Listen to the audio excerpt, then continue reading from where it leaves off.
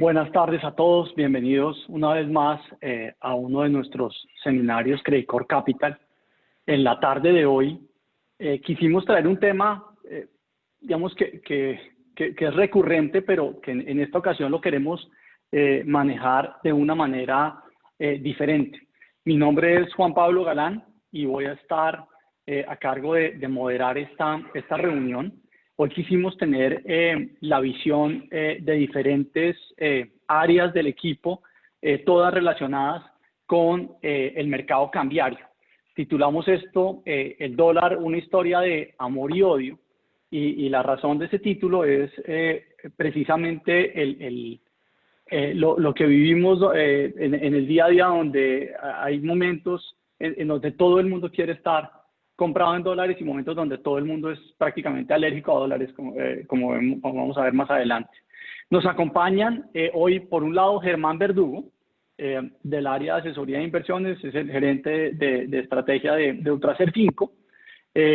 También Diego Camacho, muchos de ustedes lo conocen de reuniones anteriores, cariñosamente conocido como el profe, nuestro gerente de investigaciones económicas desde el lado de research, y desde el lado de administración de activos, está Juan Camilo Rojas, gerente regional de estrategia de inversiones de Credit Core Capital Asset Management. Yo creo que esta va a ser una de los últimos webinars que hacemos con marcas compartidas. Estamos a pocas semanas que se lleve a cabo la fusión en el caso de Colombia y en unos meses más adelante en el caso de los Estados Unidos.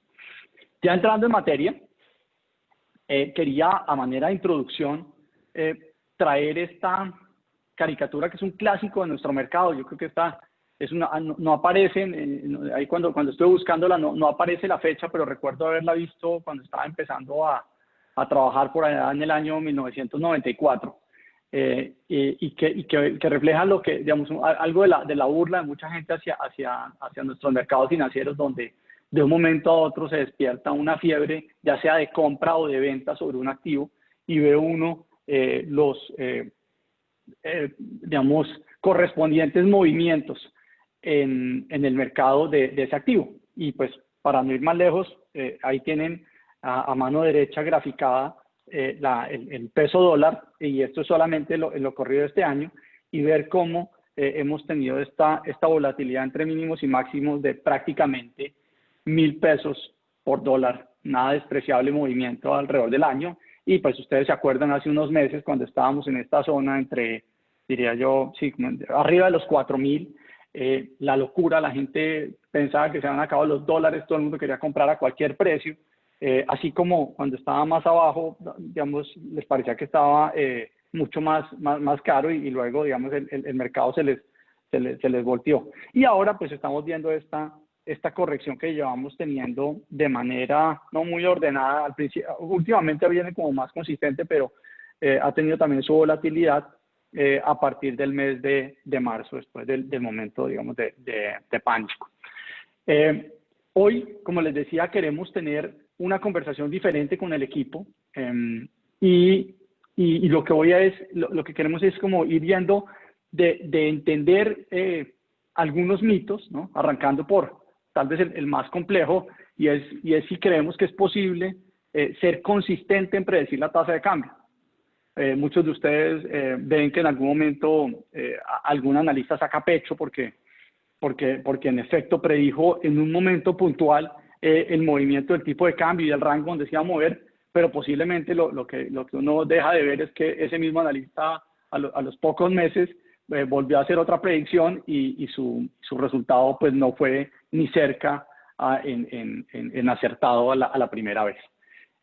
Y esa tal vez es la primera pregunta que le quiero dejar al panel, y es si es posible ser consistente en predecir la tasa de cambio. No sé quién se quiera animar para iniciar con esa parte. Hola, Germán. Yo, Juan Pablo, voy a tomar el testigo con esa pregunta. Déjeme compartir un temita precisamente alrededor de eso, y es digamos, un pequeño ejercicio que hice que adicionalmente creo que cae como anillo al dedo para contestar la pregunta. particularmente, no sé si se ve bien ahí, pero bueno, sí, ahora sí. Particularmente con una frase que tal vez recoge de manera importante la respuesta a lo que usted está preguntando y que creo que son preguntas que nos hacemos todo el tiempo cuando estamos aquí en medio de estos mercados y particularmente con la tasa de cambio. Y traje a colación precisamente a alguien muy conocido en los mercados, que es Alan Greenspan. Él fue presidente de la Reserva Federal entre 1987 y el 2006 y fue el que introdujo, digamos, todo este tema de los mercados financieros a las decisiones de política monetaria. Y ahí lo Germán, que traje discúlpeme una interrupción muy sí, breve y es, ¿hay manera de ponerlo en pantalla completa que nos están pidiendo? Si se puede deme un segundo. ampliar. Lo voy a ampliar porque es Eh, que no sé por qué tengo el problema aquí cuando tengo doble pantalla que no se ve. Yo lo veo en pantalla completa, pero bueno, creo que ahí se ve o no. sí, sigamos así entonces. Listo, qué pena. Entonces, la mención que hace Alan Greenspan hace unos años es la que está ahí establecida entre comillas y es, yo sabía que debido a la eficiencia de los mercados de moneda extranjera, refiriéndose a los mercados de Forex, como lo conocemos más en este sistema, predecir el tipo de cambio de las principales divisas, por supuesto dentro de ellas el dólar, es tan preciso como predecir el resultado de lanzar una moneda al aire. Entonces yo creo que un punto de partida bien relevante de su pregunta es ese, y es, nosotros desde el sector financiero estamos tratando todo el tiempo de proyectar y de pronosticar de la manera más adecuada cómo va a ser el comportamiento de la tasa de cambio y de predecir algunos valores en específico, pero claramente lo que nos ha mostrado y nos ha enseñado mejor la historia es que es un tema bastante complejo y que realmente si uno se atiene a los resultados, pues realmente yo diría que es imposible en el caso de la tasa de cambio. De pronto muchas otras variables financieras son mucho más predecibles por lo menos. Y a eso digamos, en eso nos hemos metido y en eso tenemos que enfrentarnos todos los días, pero no porque sea muy difícil de pronosticar, no quiere decir que no sea útil pronosticar. Esas son dos cosas, digamos, relevantes. Aquí precisamente lo que traje fue, un segundo, lo que traje es un ejercicio con respecto a la estimación que hace el Banco de la República en su encuesta a analistas locales e internacionales mensualmente. Esta encuesta fue inaugurada por allá en el año 2003 y aquí lo que se observa un poco es en la gráfica de la izquierda, arriba, aquí donde se está señalando, es como la TRM del promedio del mes, la TRM del final del mes, es decir, la tasa de cambio observada versus el pronóstico de la tasa de cambio que se hace con base en esa encuesta, donde responden todos analistas profesionales, pronosticadores profesionales, si se quiere, sobre cuál va a ser el comportamiento al final de ese mismo mes, o sea, en periodos muy cortos de tiempo. Y a la derecha, si bien en la gráfica de la izquierda se ve como que no hay una gran desviación o un gran error de pronóstico, a la derecha precisamente lo que traje fue el error de pronóstico. Entonces, para ver el error de pronóstico en un mes, exactamente ahí lo que ustedes observan es que primero el error nunca es del mismo lado, ¿no? Digamos, siempre hay momentos donde hay unos pronósticos más altos de lo que fueron la tasa de cambio, pero también hay momentos muy continuos donde es inferior. Entonces ahí se observa el error en algunos casos, o mejor dicho, va de menos 200 a 200 pesos por dólar. Estamos hablando si hoy estoy hablando de una tasa de cambio de 3.500 pesos, hay analistas que están viendo que puede estar para este mismo mes entre 3.700 y otros entre 3.300 y 3.700. Entonces, cuando eso sucede, primero el espectro de posibilidades es gigantesco y pues eso hace que sea muy complejo, pero adicionalmente el error finalmente, cuando ocurre ya el dato real de la tasa de cambio, pues es así de amplio, más o menos entre menos 200 y 200 pesos. ¿Qué pasa si yo me muevo un poquito en plazo y me voy a pronosticarlo a 12 meses? También con la misma historia de la encuesta del Banco de la República, analistas profesionales del sector financiero. Y lo que se observa aquí es ya con mayor claridad en la gráfica de la izquierda abajo, cómo es que el pronóstico realmente empieza hacerse bastante más amplio, digamos, ese error. Y a la derecha, precisamente, si uno mira en la escala, exacto, digamos, en estos puntos tan amplios, pues la escala ya no es solamente entre 200 pesos hacia abajo o hacia arriba, sino que empieza a ser mucho más amplio, de 600 a 1000 pesos en un escenario de pronósticos a 12 meses. Y para cerrar la respuesta y no, digamos, no alargarme mucho más, está esta última, que es 24 meses adelante. Desafortunadamente aquí la historia es un poco menor porque esta pregunta se incluyó en la encuesta que hace el Banco de la República mucho más recientemente, en el 2016. Y aquí se observa precisamente cuando entre más largo es el periodo de pronóstico, en el caso de la tasa de cambio también es menos probable acertar. Y ahí se observa precisamente ese error de pronóstico, donde pues en el último tiempo, desde que existe esta pregunta en la encuesta del Banco de la República, está alrededor de los hasta 1000 pesos o un poquito más de 1000 pesos ha ido en algunas ocasiones. Y eso que falta ver, por ejemplo, la de mayo, que claramente pues hemos visto el movimiento tan fuerte que ha tenido la tasa de cambio este mes.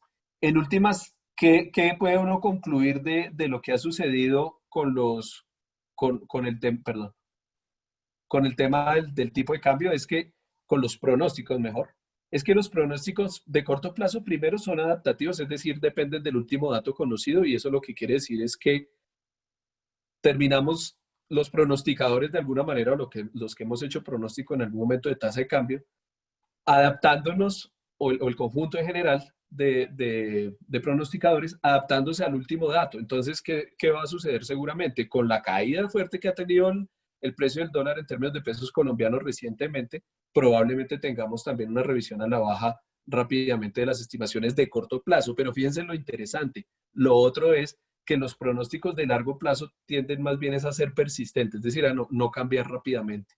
Entonces, fíjense que ese pronóstico de corto plazo va muy al vaivén de cómo va la tasa de cambio en el mercado de contado o en el mercado de spot, pero los de largo plazo tienden más bien a quedarse mucho más estables durante un buen tiempo. Y mientras tanto, la tasa de cambio va haciendo este movimiento que es bien volátil, y en consecuencia, tener un pronóstico acertado, como lo decía Alan Greenspan al principio, pues realmente es bastante difícil. Eso simplemente para abrebocas de este webinar y de la pregunta que hacía Juan Pablo. Oiga, Germán, bueno, obviamente después de oírle esta parte donde hay un golpe fuerte al ego de analistas, incluso de traders, pues nos damos cuenta que claramente la capacidad de adivinar para dónde va este mercado es bien compleja de lograr, sobre todo de manera consistente, porque como decíamos al comienzo, puede que alguien le pegue de vez en cuando, pero que le pegue consistentemente es muy difícil. Un poco la pregunta es, entonces, ¿para qué? ¿Para qué nos metemos en todo este tema de estar todo el tiempo buscando pronosticar hacia dónde va el mercado? Pues yo creo que la respuesta ahí sí la vamos a tener como compartida entre los tres, porque creo que desde los diferentes puntos de vista vamos a ver la utilidad. Pero básicamente es para poder, cuando yo soy inversionista, tener una estructura de inversión precisamente de mediano y largo plazo. Pues, digamos, las inversiones de muy corto plazo son inversiones supremamente especulativas, son válidas, pero digamos que normalmente lo que uno hace son inversiones de mediano y largo plazo. Cuando uno tiene esa perspectiva, pues el dólar o las inversiones en moneda extranjera tienen la gran ventaja de que permiten diversificar. Y diversificar siempre es útil. Entonces no importa realmente si la tasa de cambio hoy la consideramos que está muy bajita, o si mañana consideramos que está muy alta, o si hace 3 meses considerábamos que estaba exageradamente alta. Independiente de lo que uno considere en cada momento, siempre es útil diversificar. Y para tener un portafolio de inversiones desde Colombia, por ejemplo, poder tener acceso a los mercados internacionales, pues definitivamente hay que incorporar la tasa de cambio como una variable adicional dentro de esa decisión de portafolio y dentro de esa decisión de diversificación. Yo creo que desde mi punto de vista, por lo menos, esa es la principal razón. Ok, Germán, gracias. Y hilando con eso, ¿qué beneficios puede traer entonces el estar diversificando en monedas en el portafolio? No sé quién se quiera animar para esa parte, profe, o... Pues saludo a todos. Juan Pablo, si quiere, Perdón, Diego, de una vez ya aquí el profe, pero sí, Diego. Es que listo, es con cariño y respeto. así lo entiendo. Voy a compartir ahora pantalla y mostrarles. ¿Me confirman por favor, que vean la presentación ahí? Pero no lo estamos viendo en pantalla completa. Si quiere, allá arriba, donde en la parte negra, dele en configuración de visualización para que la podamos ver que intercambie las pantallas. Ahí. Sí, ya lo estamos viendo. Ahí lo estamos viendo. Entonces, de lo que estaba mencionando, pues Germán hilar varios temas. Primero, lo importante que es tener claro esa diferencia entre pronóstico de corto plazo y largo plazo, y eso me permite vincular un elemento que pues, no se ha mencionado y es cómo el mercado cambiario, cómo los mercados de moneda recogen un elemento muy importante que normalmente se olvida y es la emoción. Los mercados de monedas en el esquema en el que vivimos actualmente, donde los bancos centrales implementan su política monetaria, en cómo los flujos de inversión se mueven a través del mundo, recogen la emoción de manera importante. Y ese error de pronóstico, sobre todo en el muy corto plazo, es una medida de los cambios de emoción entre los inversionistas y nos conecta con la caricatura que nos mostraba inicialmente, cómo el entendimiento parcial de un dato lleva al mercado a vender o a terminar comprando. Y esos errores de pronóstico, pues ya lo mencioné, recogen mucho de emoción y muestran inestabilidad en ciertos flujos dependiendo de ese intento de estar anticipando lo que se viene. Y hay por sobre todo una búsqueda que es constante y es la búsqueda de rentabilidad, búsqueda de flujos. Cuando hay una percepción de que las cosas pueden salir mal, eh, el único camino la preferencia por encima de todo hasta el momento es comprar dólares. Cuando las cosas se calman, pues hay movimientos de reversión que están muy relacionados con lo que hemos visto en los últimos días y lo que dio motivo a este seminario. Y empatando con la parte final de Germán, pues la pregunta, ¿vale la pena invertir dólares? Y nos va a conectar ese tema de la razón versus la emoción y el corto plazo versus el largo plazo. Y por estar parados en la parte del mundo en donde estamos, la respuesta es sí, vale la pena invertir dólares y por eso queremos compartir algo de estos que muchos de ustedes ya lo han visto de presentaciones anteriores y básicamente les compartimos lo que en estructura es la idea de un portafolio recomendado en la firma, en donde parece mucho, pero ya les vamos a mostrar que no necesariamente lo es así. El mercado internacional representa un 20% del portafolio que estamos recomendando normalmente. Y cuando estamos viendo esa comparación, vemos que ese 20% del portafolio pues nos vincularía a lo que es el 99.5% de la economía mundial. Y esto es el primer mensaje para empezar a tratar un tema que es muy propio del latinoamericano, muy propio del colombiano, y es el sesgo hacia lo local. Y ese otro sesgo es a tratar de comprar el dólar en el punto más bajito, lo cual después de lo que acaba de mencionar Germán, pues es prácticamente un imposible. El enfoque que creo que vale la pena en este momento que se ha generado volatilidad es que de manera estructural vale la pena tener dólares y eso es porque desde el punto de vista del inversionista nos termina conectando con dónde está el mundo. Estar concentrado simplemente en pesos, pues lo deja uno atrás de las oportunidades que pueden haber fuera de las fronteras del país. En ese ejercicio, pues mencionar que hay tres elementos del sesgo a lo local, le resta una eficiencia y lo hace perder alternativas de inversión.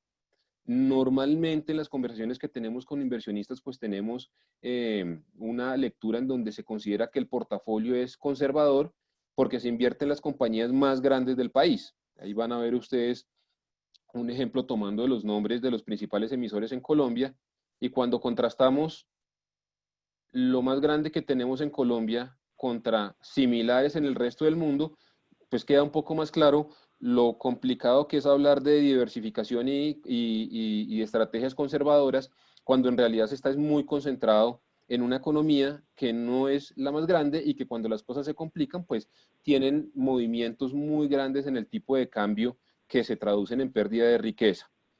Acá lo que van a ver rápidamente es que Latinoamérica es el 5.6% de la economía mundial, solo recoge el 3.1% de los elementos de deuda, el 1.4% de los instrumentos de renta variable, y en materia de portafolio tan solo representa el 2.5% del universo de inversión. Y repito, lo interesante en esta parte no es decir, más interesante que saber si el dólar se va a ir a 3.100 o a 4.500 al cierre del año, que es una pregunta válida, es una pregunta que para eso hacemos los modelos, para intentar ajustarnos a responder esa pregunta. Hay una verdad y es que de manera más estructural, con perspectivas de más largo plazo y utilizando más la razón que la emoción, tiene todo el sentido tener inversiones denominadas en dólares. Visualmente queda mucho más claro comparar en dónde está Colombia y van a ver, Colombia es el punto 38 de la economía mundial, lo van a ver aquí en la esquina naranja, comparado contra lo que es Estados Unidos, China, Japón, India, un universo enorme de posibilidades en donde el canal de comunicación sigue siendo, el lenguaje natural sigue siendo tener inversiones en dólares.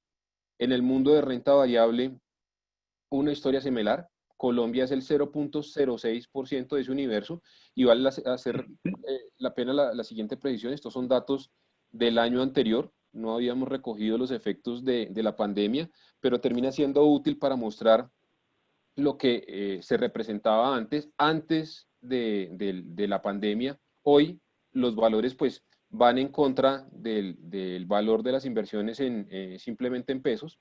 Y en materia de Es que deuda... ni aparecemos en el balón, mejor dicho, no damos ni para hacer la marca registrada del balón, nada. Sí, ahí estamos, allá está en la esquina superior, lo que significa en materia de deuda pública, en deuda, perdón, no deuda pública, sino instrumentos de renta fija, una parte muy pequeña. Y miren esto, los ejercicios de eficiencia, de qué también le va a un portafolio simplemente considerado en pesos o al incluir instrumentos en dólares, cómo va cambiando, repito acá, entre más alto termina siendo la participación en dólares, más alta termina siendo con la historia reciente, pues la rentabilidad. Y pues esta parte creo que resulta útil es simplemente para reforzar la idea de lo importante que es considerar el dólar más allá de la volatilidad de corto plazo, sino como un instrumento, un activo más de mediano y largo plazo que nos ubica desde dónde estamos parados en términos generales con las inversiones. Eso es Profe, el comentario general, sí. yo agregaría algo que me parece relevante ahí, es que lo que hemos visto históricamente es que si bien hay momentos de apreciación de la tasa de cambio, digamos, donde el peso se fortalece versus el dólar, que a veces no son periodos cortos, digamos, varios años, lo hemos visto en varias ocasiones, al final el que verdaderamente termina apoyando mucho los portafolios cuando vienen momentos críticos o de incertidumbre por lo menos, siempre ha sido la parte que hay en exposición a moneda extranjera y pues particularmente el dólar. Entonces Sí, creo eso, que eso también es relevante. Eso se complementa acá. Yo sé que Juan nos va a poder ilustrar porque ese es su día a día. Simplemente comentar aquí un par de elementos. Hay momentos en donde el tipo de cambio en Colombia se puede fortalecer porque hay una racha en el precio del principal producto de exportación, petróleo inicialmente, pero las ganancias de productividad están en las economías, más que en las economías, en compañías de primer nivel fuera de Colombia. Y es por eso que en últimas los retornos medidos en dólares normalmente, o sea, los retornos de los portafolios que incluyen activos denominados en dólares, normalmente terminan superando los retornos de los portafolios que están simplemente concentrados en moneda local. Terminaría con una imagen como la siguiente. En los mercados internacionales que nos permite vincular esas ganancias de productividad, van a ver ustedes cómo aparecen alternativas de inversión. Aquí hay una foto ya vieja de lo que era Netflix, comparada con un medio de comunicación tradicional. Los mercados internacionales, fuera de permitirnos tener cobertura por la posible pérdida de valor de la moneda local, nos permiten estar atados a o a tener acceso a los mercados en donde haya ganancias de productividad y la transformación tecnológica y las transformaciones de todo tipo que podemos ver a lo largo de los años. Finalizo pues diciendo que pues importante hacer la métrica constante de las lecturas de corto plazo. Esas lecturas de corto plazo son el mejor ejercicio espiritual, como lo decía Juan Pablo, terminan aplacando el ego de manera importante. La razón termina estando más vinculada con las perspectivas de largo plazo y en esas perspectivas de largo plazo, esas oportunidades que dan los mercados internacionales no solo recogen esos flujos, esos sentimientos, esos apetitos de corto plazo por lo que puedan estar haciendo o no los bancos centrales, sino las ganancias de productividad que en últimas, creo yo, es a lo que deberían estar enfocados los inversionistas. Con eso, Juan Pablo, pues creo que respondí eso y de momento no tendría más que agregar. Mil gracias, Diego. Antes de seguir y como para romper un poco el hielo con la audiencia, antes de entrar a ver preguntas y otros temas que queremos hacer, quisiéramos lanzar una encuesta con el público. Tenemos un grupo bastante representativo, 495 personas. Esperemos que Zoom nos acompañe. A veces en la parte tecnológica Zoom no es lo mejor para votar, pero esperemos que funcione. No sé si les llegó ya la solicitud de contestar la encuesta. Vamos a ver si a todos les permite. Vamos a darles unos minutos para que puedan votar y cerramos las encuestas. Estamos preguntándoles para que veamos además la dispersión entre el mismo grupo que estamos conectados. Y han votado, bueno, estamos votando rapidísimo, ya 134, 150, está entretenido. ¿En qué rango cree usted que esté el dólar en un mes? ¿Y en qué rango cree usted que esté el dólar a final de año? Para que veamos lo difícil que es este tema de predicción. Y si estuviéramos en un, ¿cómo se llama este programa de televisión? No puede llamar al amigo, estuviéramos llamando al amigo o preguntándole a la audiencia. Realmente lo que estamos haciendo acá, van a ver lo disperso que está el resultado. Voy a darles unos 10 segundos más para votar y cerramos y les comparto los resultados. Bueno, vamos a cerrarla en 3, 2, 1. Ya tenemos una muestra representativa, tenemos 330 y pico de votos, 340. Voy a cerrarla ya y voy a compartir con ustedes los resultados. Entonces, fíjense, la primera pregunta, este grupo hasta donde alcanzaron a votar, nos dice que en un mes debería estar alrededor de 3.501, 3.600. ¿Ve? Se cumple exactamente lo que Germán estaba diciendo al comienzo. Somos adaptativos. El dólar ha bajado y entonces todo el mundo se pega a donde está en este momento el dólar. De menos de 3.500 hay un grupo importante, de todas maneras 16%. Y de todas maneras en los rangos superiores es respetable, un 23% entre 3.600 y 3.700. Entre el 3.700 y 3.800 hay un 14%, y así sucesivamente. Ahora después podríamos calcular un promedio de qué da esta encuesta que acabamos de hacer a un mes. Pero claramente hay un sesgo hacia un nivel similar al que estamos ahora. Sin embargo, esta me parece interesante. Cuando uno ve la segunda pregunta de dónde cree que esté el dólar a final del año, claro, como estamos en la zona de 3.600 o alrededor de eso, nuevamente es la zona más votada, pero miren cómo tenemos un 36% que cree que va a estar por debajo de 3.500 y por encima de 3.800 otro 17%, para que nos quede claro lo difícil que puede ser esta tarea de predicción. Y hasta ahí vamos a parar un momento para seguir con las preguntas a nuestros panelistas. Tal vez lo más complejo, y cuando arrancábamos hablando de una historia de amor y odio con el dólar, es que todos tenemos nuestro trader adentro, donde sentimos que nosotros se la podemos ganar al mercado y nos la pasamos tratando de buscar el mejor momento para comprar, el mejor momento para vender. Y la realidad es que muchas veces lo que hacemos es perseguir al mercado y terminamos tomando unas decisiones que desde el punto de vista racional no son las mejores. Y preparando esta reunión, entre otras, con Juan Camilo, me acordaba de unas épocas en un fondo de pensiones donde tuve varias lecciones de humildad a la hora de administrar portafolios en el tema de monedas.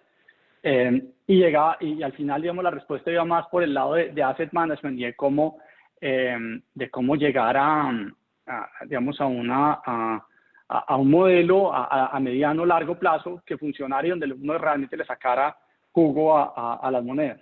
Pero eso no es tan fácil. ¿Cómo cambiar ese chip? ¿Cómo tratar de incluir el riesgo de moneda dentro de la gestión de un portafolio? Entre otras, he visto varias preguntas que dicen, bueno, ¿y qué opinan los panelistas sobre el peso dólar? Eso se lo vamos a dejar para un capítulo más adelante durante la reunión. Pero ahora quisiera que Juan Camilo se nos concentrara en esa pregunta, en cómo podemos cambiar ese chip de salir de este mundo de queremos a volvernos unos administradores de activos y realmente gestionar a más plazo ese riesgo como algo benéfico para los portafolios. Juan Camilo, no lo estamos oyendo, qué pena, venga, ahí. Ahí. Sí. Bueno, ahí digamos que es una pregunta bien interesante porque pues nosotros que tenemos que compartir tanto con los clientes, esa pregunta recurrente de bueno, ¿será ya el momento? ¿Este es el mínimo? ¿O estamos cerca del mínimo? ¿Qué haría usted ya en este momento? ¿Compraría? ¿Vendería? ¿Esto va como para abajo? ¿O ya amanecimos un poquito más abajo? Entonces esa ha sido como al final un poquito la pregunta y lo que los clientes pues desde luego quieren saber si ya es el momento o si definitivamente abandonan el dólar y otra vez nos pasamos a los activos locales porque el dólar ya no va a ser fuerte nunca más. Y yo quiero pues respondérselo de esta forma y les voy a compartir una presentación. Ahí la ven, ¿cierto? Sí, perfecto, la estamos viendo muy bien. Gracias, Juan Camilo. Ahí la primera frase que les quiero dejar es, si yo quiero tener dólar, hay que tener dólar por convicción, más que por especulación. Ya lo decía Juan Pablo un poco de a veces nos creemos traders y queremos entrar en esa emoción de estar mirando los activos todo el tiempo, todos los días, a todo momento, y tratar de sacarle el mayor provecho. Desde luego que eso no es una práctica que esté mal, como decía Germán, no está mal, o sea, son inversiones a veces de corto plazo, son oportunidades que se dan y que no está mal aprovecharlas, pero todo eso debe tener al final un plan detrás. Y desde nuestra área de gestión de activos, pues digamos que esos planes existen. Y al final, por eso es que yo les digo, no juguemos a ser traders, juguemos a tener dólares por convicción, y ya nos lo mostró Diego también un poco, que eso hace sentido. Eso al final hace sentido. Lo primero que quisiera hacer es que nos han dado tanto palo a los analistas de arranque, con lo que dijo Germán un poco, que es al final reconocernos como seres humanos, de que nos equivocamos, de que efectivamente sí, no le pegamos nunca, mejor dicho, todo lo que nos dicen al final es cierto. Al final un economista pues nunca se equivoca. Eso siempre tiene una explicación para decir por qué le acertó o por qué se equivocó. Entonces siempre hay una razón al final, digamos, para defender su pronóstico de diferentes formas. Pero yo quiero hacer un poquito de reivindicación y mostrarles esto, qué sentido tiene hacer pronósticos. Al final, cómo se hacen un poco y qué sentido tiene. Esto fue un ejercicio que nosotros hicimos recientemente con 24 monedas emergentes, donde está el peso colombiano también entre ellas. Y tratamos de tomar la mayor cantidad digamos, de variables que representaran el posible movimiento que podían tener las monedas. Entonces, ¿cuáles eran esos fundamentos de las monedas? ¿Qué estaba detrás de ellas? Entonces, obviamente, cosas que uno sabe, como que es el crecimiento económico, el diferencial de tasas de interés, y las tasas de interés acá están más altas o más bajas que el resto del mundo, entonces eso atrae flujos o rechaza flujos o digamos o saca flujos de la economía. También qué tanto ha cambiado nuestra calificación crediticia y qué tanto el mercado percibe un riesgo, digamos, dentro de la economía local, y al final tratamos de hacer un ranking dentro de esas monedas y ver efectivamente en qué nivel de depreciación o apreciación deberíamos estar. Entonces, este cuadro al final lo que nos dice es los números azules o las celdas azules es que está mejor, las celdas rojas es que está peor. Entonces, al final, digamos que llegamos a ese ranking donde aparece primero Rusia, después China, después Corea, Perú, y por allá en la mitad aparece Colombia, casi que de la mitad para abajo, debajo de México, de República Checa, de Malasia, de Polonia. Entonces, al final ver un poquito para dónde puede ser la tendencia del dólar. Tal vez más que atinarle y que decirles, oiga, ¿sabe qué? Estamos a 5 pesos del valor mínimo, o estamos a 10, 15 pesos de ese valor mínimo, o estamos a 300 pesos de ese valor mínimo, porque pues de hecho la encuesta lo mostraba que algunos de nuestros participantes piensan que efectivamente puede haber valores por debajo incluso de los 3.200 pesos. Lo que uno sí debe ver es qué tendencia tiene eso y qué horizonte, digamos, en qué horizonte podríamos tener dólares. Lo voy a complicar un poquito más con la siguiente gráfica, y es frente a lo que debería ser la evaluación de las monedas, dónde están colocadas esas monedas. Entonces ahí uno ve los puntos naranjas, es donde deberían estar las monedas, y los puntos azules con el nombre, con el identificador pues, de cada una de las economías, nos muestra dónde están hoy. Entonces algunas están más depreciadas de lo que deberían estar, como es el caso del que aparece en la izquierda arriba, que es Brasil. Y hay otras que aparecen sobreapreciadas, como lo que aparece Chile abajo a la derecha. Uno dice, bueno, pareciera estar sobreapreciado. Incluso en la mitad de la gráfica abajo aparece Egipto, donde también se muestra que efectivamente ahí parece tener, digamos, unos desvíos importantes. Esto se ve tal vez más claramente en esta gráfica. Y es Qué pena, usted no alcanza a ver el de Colombia, Juan Camilo, ¿dónde estaba Colombia? Aquí está en la mitad, ya se lo muestro, ahí está Colombia, fíjense que está muy pegadito al punto naranja, lo que querría decir que Colombia, y lo vamos a ver más claramente acá, pareciera no tener un valor, digamos, un desvío que implique que está caro o está barato al final, digamos. Esto al final lo que nos muestra es que Colombia estaría más en un valor justo hoy, digamos, y fíjense que no tuvimos pocas variables para el análisis, tomamos casi 15 variables diferentes para tener enfoques que nos llevaran a tratar de dilucidar de la mejor forma y de la forma más justa, si se quiere, en qué valor está la moneda. Ahí las barras que aparecen en naranja en particular es Latinoamérica. Pues fíjense que en el caso de Brasil, nuevamente, que aparece ahí a la derecha, Chile, México, Perú, ahí están todas, digamos, como descritas, y solamente Chile y Perú aparecen como sobreapreciadas, y el resto, pues Brasil, obviamente la que ya habíamos visto como sobredepreciada, México también aparece ahí como una de las monedas que pudieran estar más depreciadas, incluso aparece Argentina, visto que es llamativo, desde luego, teniendo en cuenta pues todo el ruido que uno sabe que tiene Argentina, que está renegociando su deuda, etcétera. Pero entonces, al final, digamos que si yo me concentrara solamente en que quiero tener pesos y activos en pesos, yo no tendría la posibilidad de ver este universo de oportunidades que hay incluso dentro de los emergentes.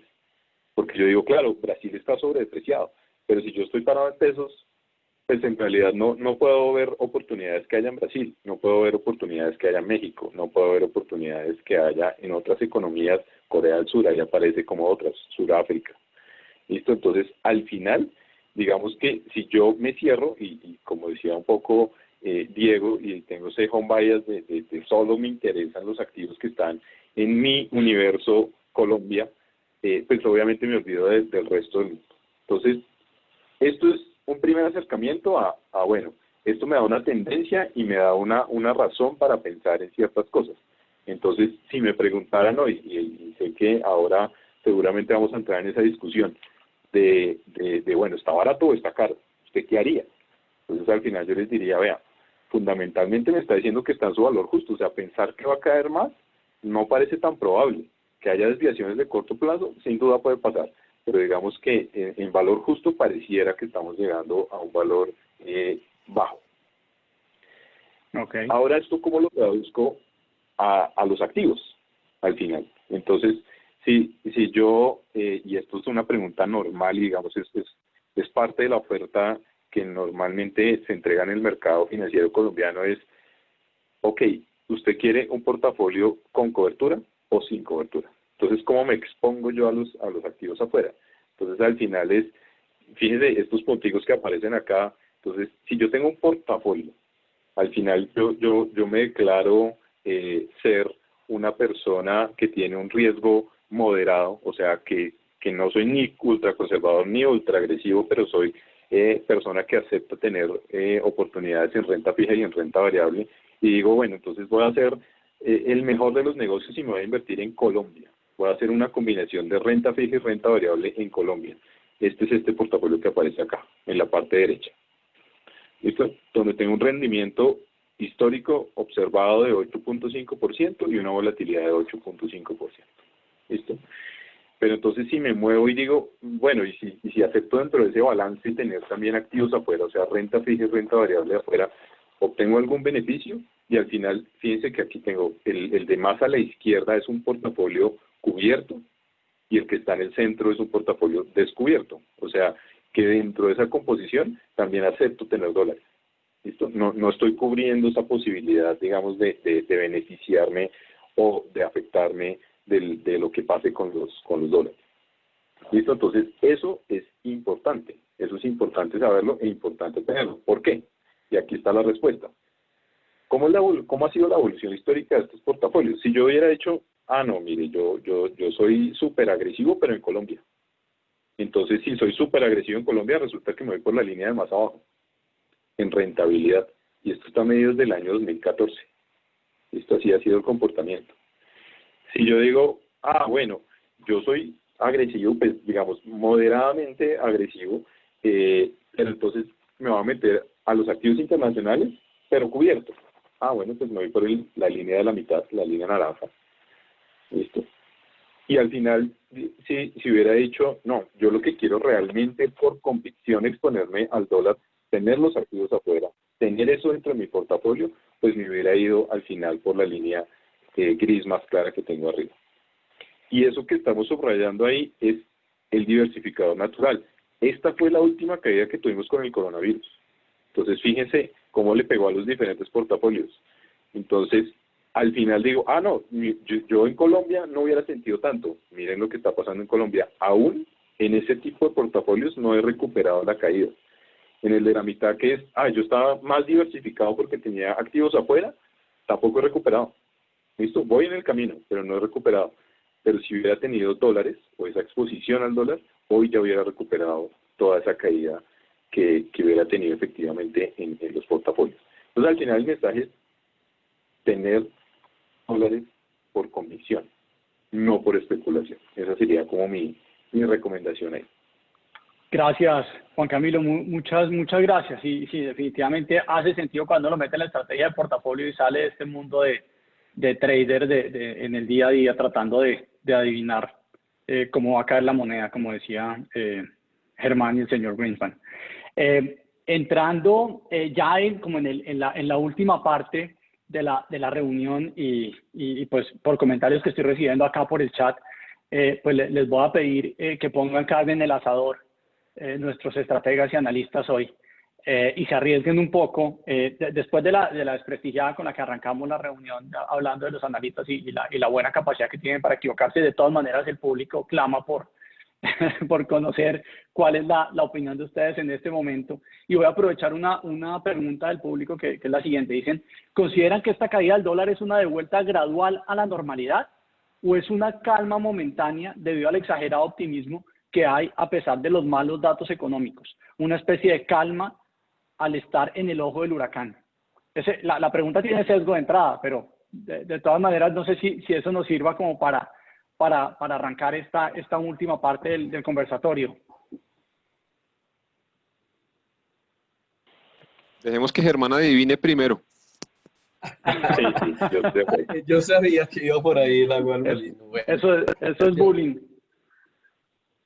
Bueno, la verdad, les cuento un poquito porque es que a mí me encanta la historia y también la historia financiera. Y si vemos, por ejemplo, una de las primeras crisis que tuvo nuestro naciente sistema financiero por allá a comienzos del siglo XX, fue precisamente con la especulación de la tasa de cambio. O sea, en esa época, antes del Banco de la República, existía el patrón oro y hubo un primer pánico financiero en 1904. De manera que cuando me preguntan sobre el tema de la normalidad, en la volatilidad de la tasa de cambio, para mí en realidad, cuando miro una historia lo suficientemente larga, es que lo normal es esta volatilidad.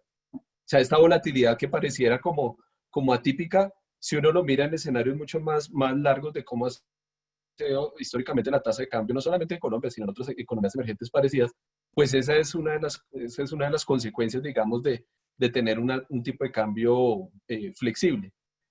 Y el caso de Colombia, pues no se sale de ahí, y por eso tener una volatilidad de 500 pesos, pues es parte de lo que el arreglo institucional de tener una política de inflación objetivo, o un modelo de inflación objetivo, ha hecho, y es tener una tasa de cambio totalmente flexible que de alguna manera sea amortiguador en momentos de crisis, y hoy es clarísimo que está funcionando. Entonces yo diría, digamos que no es atípico, pero así como no es atípico ver ese descenso de la tasa de cambio, tampoco es atípico ver nuevamente un repunte relevante. Por ahora, lo que yo creo es, coincidiendo con el análisis de Juan Camilo, es que estamos en un nivel un poco más justo versus otras monedas, y en consecuencia lo que deberíamos tener es una tasa de cambio cercana a estos niveles, mientras no cambien las condiciones internacionales rápidamente o súbitamente, como hemos visto mucho este año, ¿no? Bueno, pues después de haber echado al agua, gracias, Germán, después de haberlo echado al agua, quisiera oír al profe, Diego. Sí, el que siempre habla del dólar. No, yo no tengo una postura diferente. Yo creo que estamos en este momento en un nivel que es interesante de compra, y eso lo que quiero dejar claro inicialmente es que refuerzo el mensaje de no quiero dejar, no me gustaría que la presentación termine en lo que normalmente termina, y es compro o vendo. Este es el momento de entrar o no, sino reforzar la idea de lo importante que es tener activos denominados en moneda extranjera en el portafolio, y para eso el canal es dólar. El segundo punto es, si me parece que en este momento es un momento de comprar dólares, por supuesto, si estaba con todo el panorama que estábamos viendo hace 3 semanas, me parecía que vale la pena recoger algo de los dólares, pues mucho más en este momento. Dos elementos adicionales muy de coyuntura: esta desvalorización no ha sido pues caída en la cotización del dólar, no ha sido solo de Colombia, se ha visto en la región, y lo que estamos viviendo es un momento en donde la emoción por la reapertura que hay en algunas economías y por algunos anuncios muy específicos en Europa han facilitado el ajuste, pero desde estos niveles no quiere decir que todo el panorama tan complicado se haya resuelto. Faltará tiempo para que eventualmente nos consolidemos en un nivel más abajo, que creo que lo vamos a tener, pero mucho más allá de cerrar el año. Entonces, en corto, que es la respuesta que normalmente la gente quiere oír, sí estaría considerando la compra en estos niveles. Me parece que podemos tener avances cercanos a 200, 250 pesos al cabo de un par de meses, y que el punto para revisar a la baja, si quiere ser más preciso, sería compras entre los 520 y 580, con niveles de stop para los especuladores que, aunque no se lo digan ellos mismos, juegan así, por debajo del 480, y la toma de utilidades cercano a los 3,800.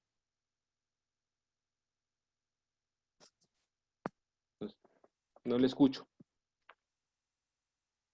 Perdón, me tenía que pasar en el momento del No, webinar. Juan Camilo, yo sé que usted no se va a casar con un nivel desde el lado de asset management, pero la pregunta se la cambio si quiere. En este momento, digamos, si usted tuviera un portafolio estratégico a largo plazo de tener, qué sé yo, el 40% invertido en activos internacionales por lo menos, ¿usted estaría más animado a mantenerse neutral en ese nivel, a subponderar o a sobreponderar en este momento la exposición a la porción de dólares? Bueno, ahí digamos que no quisiera dejarlo sin mi respuesta, pero puedo dar una respuesta de banda ancha, como fue la pregunta que hicimos en la encuesta, que entre 3.000 y 4.000 se puede mover el dólar más o menos, porque si es así, pues ya la tengo. sea, entre 3.500 y 4.000, eso ahí basta.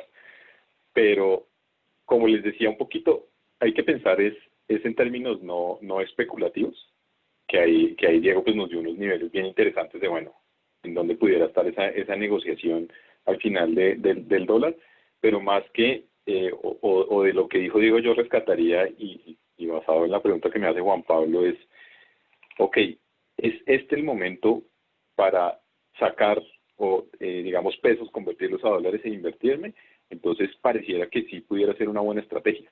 O sea, pareciera que en este momento sí puede ser una buena estrategia, que estamos en niveles acercándonos a los mínimos, al menos del corto plazo. Pero, y he visto ahí dentro de las preguntas también, es al final debo pensar demasiado en el precio del dólar hacia adelante una vez ya me haya invertido. O sea, volver a pensar, bueno, entonces si llega a 4.000, entonces me desmonto y traigo la plata, o qué debo hacer al final para ese manejo de dólares, y vuelvo a repetir, no, hágalo por convicción. O sea, si yo decido tener una porción de mi portafolio afuera, es porque quiero tener esa porción de ese portafolio en activos internacionales, porque me hace sentido.